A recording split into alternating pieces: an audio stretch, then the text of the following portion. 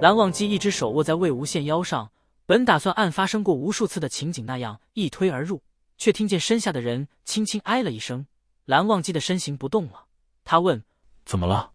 魏无羡不藏不掩，说：有点腰疼。蓝忘机掐着他腰的手似乎又紧了紧，眼看要作罢的模样。魏无羡自己在黑灯瞎火里摸索，拉个枕头过来垫在腰下，这样就好了。蓝忘机还是没动。魏无羡一只手抓着蓝忘机肩头，另一手抓住了腰下的枕头，指尖用力捏了其上的刺绣，嘴上不停：我刚来的时候榻上肯定没有这个东西吧？这个是不是你从后面小库房里掏的？我想起来了，那个晚上真是，韩光君你真厉害啊，天天又天天，你看我被你收拾成这样，腰酸的很不说，腿都合不拢啊。加入本频道会员，听完整的。蓝湛啊，这是会员独享的影片，要偷看我们酱酱酿酿，就要升级为世家公子了。魏婴，你别说了。怎么又害羞了？怎么每次天天的时候就不……蓝忘机自觉后半夜补这一回有点超过，把魏无羡拉到自己身上，亲一亲他的额角，用手揉他的腰。两个人黏黏糊糊的贴着，蓝忘机一边揉，魏无羡一边半梦半醒的嘶声喘息。他本想把人揉睡了再带去清理，魏无羡的手却突然缚住了他的手，然后摸到腰上去。真的有啊，我以为刚才又在做梦。魏无羡口齿不清的抱怨着，这是前一回咬的，还是方才咬的？帷帐里似乎稍微亮了一点，还是不到看清彼此脸孔的程度。蓝忘机顺着魏无羡的手指去摸，先摸到魏无羡后腰两边柔软凹陷的腰窝，腰窝正中稍靠下方的位置是半轮上自红肿的牙印。前一回，蓝忘机收紧了手臂，身上趴着的人却伸了手摸到他滚烫的耳垂。魏无羡清晰的扑哧笑了一声：韩光君啊，本是困倦的人不知怎么又醒了，带着笑意慢声说：你是不是特别想给我盖上印章，落个款，让我不管走到哪里，旁人一看就知道我是你的？蓝忘机的呼吸滞了一下，又听魏无羡说：不如明天就题字好了，我躺下给你写，你想往我身上哪里写你的名字就写哪里。蓝湛、蓝忘机、韩光君、蓝二哥哥，想写什么就随你写。后面的旖旎场景还没勾勒完全，被蓝忘机蓦然收紧的手臂打断。蓝忘机沉声说：别说了。魏无羡感到腿间又被滚烫坚硬的贴着，赶紧不说了。蓝忘机还揉着他的腰，呼吸声低低的，外面好像起了些风，总算不是一开始劲的吞人的模样，倒挠得魏无羡心里发痒。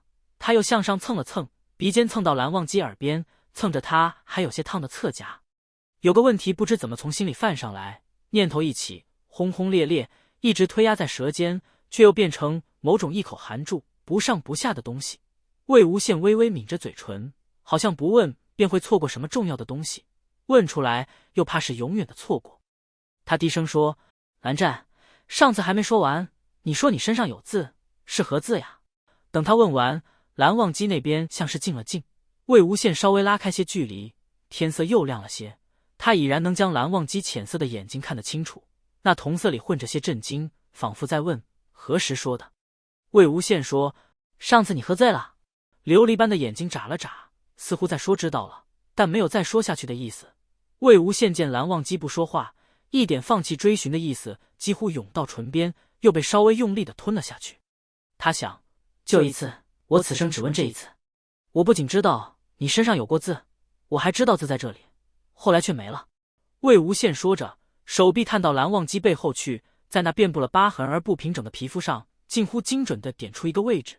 他低头看蓝忘机，突然发现手指在对方后背贴着的位置竟与胸前的日纹烙印重叠起来，他的心脏跳空了一拍。蓝忘机问：你真的想知道？他的声音太低了，似乎收束了太多东西，有太多东西压住他的嘴唇，但他只说了这一句出来，让魏无羡不由自主地屏住呼吸。想。然后蓝忘机微微探头到魏无羡耳侧，把那句话说了。他的耳朵还是发着烫的，抓着魏无羡的手心也烫，手指抓得太用力，深深陷进魏无羡的肩头和大臂中去。魏无羡却似浑然不觉，他用手抱住了蓝忘机，脸孔埋进对方脖颈，仿佛要把自己融进对方的身体一般。蓝忘机一开始听到他在笑，全然开心的笑声，笑了两声，却又低沉下去，再听只有很嘶哑的呼吸起伏，然后有什么十足烫热的东西落进他的颈窝里， 1颗、2颗，渐渐涓流成线。许久，再许久，蓝忘机听到魏无羡在自己湿润的皮肤上喃喃：“蓝湛，你真好，特别好，我真的太喜欢你了，我这辈子都离不开。”哎，这话我是不是说过？我知道。蓝忘机轻声对他说：“我也是。”于是魏无羡又低笑了一声：“这话你也说过了。”他任由魏无羡那样趴了一阵，他们的发梢纠缠在一起，情爱的痕迹渐渐干涸在腿间。魏无羡像是舍不得放手那样抱着蓝忘机的脖子，蓝忘机拍他的背，揉他的腰，唇角贴着他的额头，看外面天光渐起，心爱之人的面容也在眼中逐渐清晰。魏无羡清了清嗓子，突然说：“你知不知道我身上也是有过字的？”蓝忘机沉默了一下，见魏无羡是抬头很认真的看他，眼睛在半昧不明的天色中显得清亮，便说：“知道。”魏无羡的眉毛一下子挑得很高，惊诧道：“我告诉过你吗？”蓝忘机摇摇头。若是魏无羡再问，他就会把昔时在江家营帐门口听到的东西说了。但魏无羡只是问：“那你知道是什么字吗？”蓝忘机说：“不知。”面前人像是松了一口气的样子，眸中少许突如其来的茫然也渐渐清明，化作一片蜜糖似的笑意。“蓝湛啊，蓝湛！”魏无羡的指尖描过蓝忘机的唇峰、蓝忘机的下颌，然后落在他胸口那处烙印的疤痕上，轻轻停住不动了。“字在这里。”他说着，用另一只手拉了蓝忘机的手掌，去摸他后腰被咬了一口的地方。蓝忘机带着跛茧的手指摸到那块上热着的痕迹，轻轻吸了一口气，还是说：“魏无羡在他身边撑起身子来，轻身过去，他们的嘴唇贴得很近。魏无羡便在蓝忘机嘴唇上说：“我15岁的时候啊，被送到一个十足不招人喜欢的地处听学，吃的是草根树皮，家规有3000条，课上错了规矩，就有个老古板罚我抄书，还叫个小古板看着我。”蓝忘机被那温热的气息一阵一阵吹在嘴唇上，仍只是说：“但是小古板怎么是我的对手？我偷偷的把他看的佛经换成了极品春宫。小古板可气坏了，凶得不得了，对我拔剑呢。”魏无羡自己把自己讲笑了。“好，蓝湛，韩光俊，你给我些反应好不好？”然后呢？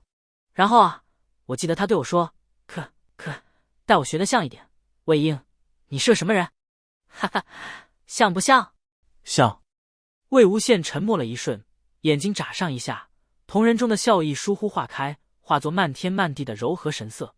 蓝忘机没来由地睁大了眼睛。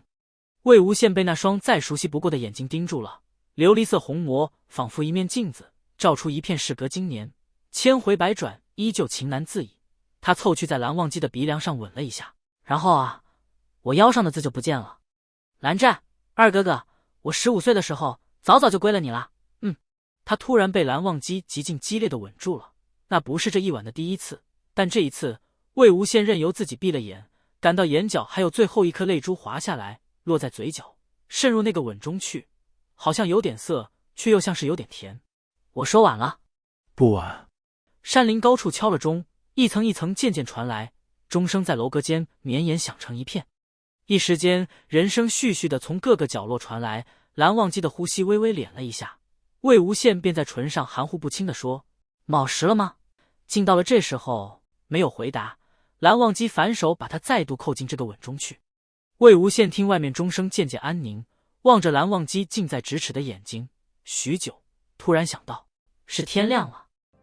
欢迎升级成为世家公子，听完整版小说。